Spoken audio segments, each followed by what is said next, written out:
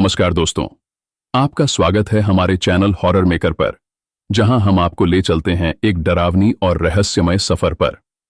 आज की कहानी एक ऐसे ट्रक ड्राइवर की है जिसने एक रात उस सड़ी डीएचएक पर यात्रा की जो उसके जीवन की सबसे खौफनाक रात बन गई। क्या आप सोच सकते हैं कि किसी अकेले रास्ते पर रात के सन्नाटे में क्या कुछ हो सकता है? यह कहानी कुछ ऐसा ही बताने वाली है जो आपके रोंगटे खड़े कर देगी। लेकिन उससे पहले अगर आप हमारे चैनल पर नए हैं तो कृपया चैनल को सब्सक्राइब कर लें। साथ ही हमें कमेंट में बताएं कि आप कहां से हैं, ताकि अगली बार हम आपके शहर या गांव का नाम भी अपनी कहानी में जोड़ सकें। तो बिना किसी देर के चलिए शुरू करते हैं आज की डरावनी कहानी।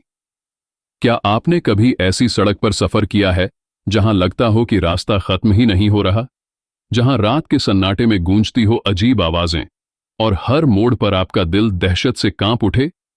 आज की कहानी एक ट्रक ड्राइवर की है जिसने ऐसी ही डरावनी सड़क पर एक रात बिताई जो उसकी जिंदगी की सबसे खौफनाक रात बन गई।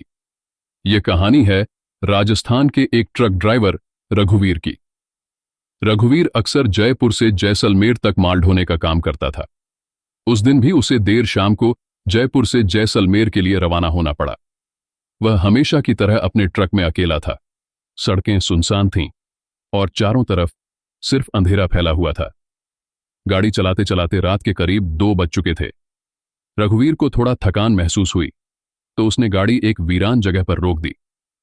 वह चाय पीने के लिए पास के ढाबे पर जाना चाहता था, लेकिन वहां कोई ढाबा नहीं था।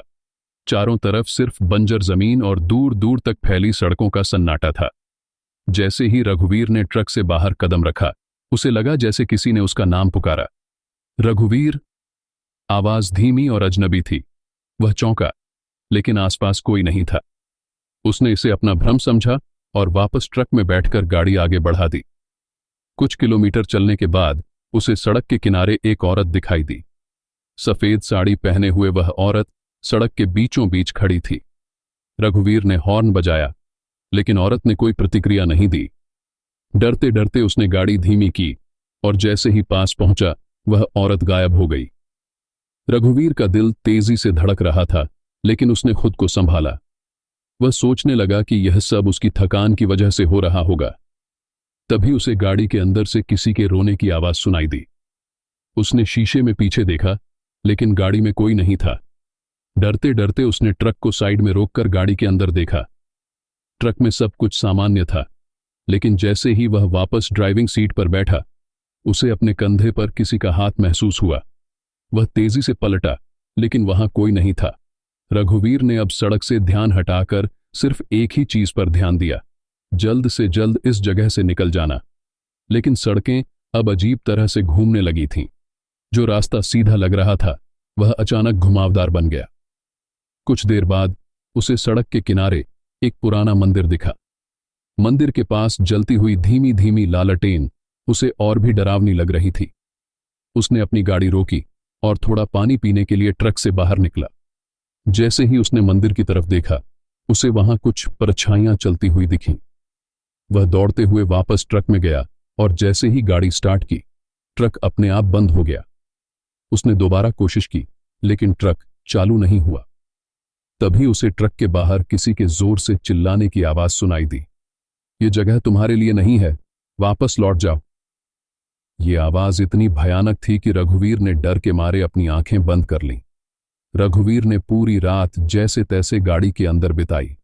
वह हिलने की भी हिम्मत नहीं कर पाया।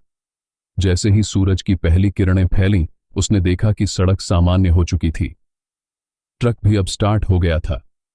गांव पहुंचने पर उसने वहां के बुजुर्गों से इस घटना का जिक्र किया। गांव वालों ने बताया कि वह रास्ता शापित है। कई साल पहले वहां एक महिला की हत्या कर दी गई थी और तभी से उसकी आत्मा उस जगह पर भटक रही है।